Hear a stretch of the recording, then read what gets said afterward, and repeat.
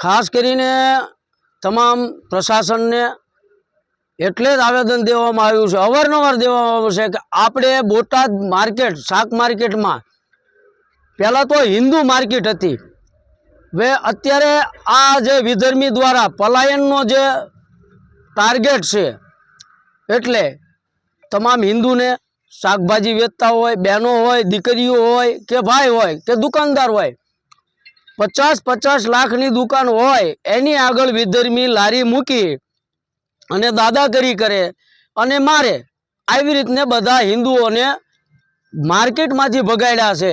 અને આ ટાર્ગેટ ઘણા વર્ષોથી હાલ્યો આવ્યો છે। અવારનવાર સરકારશ્રીને આવેદને આપ્યું છે અને કીધું છે કે ભાઈ આવું બોટાદમાં કાર્ય ચાલુ છે। એટલે ખાસ કરી બધાને અમારે નમ્ર વિનંતી છે હિન્દુ ભાઈઓને કે જાગો હિન્દુ।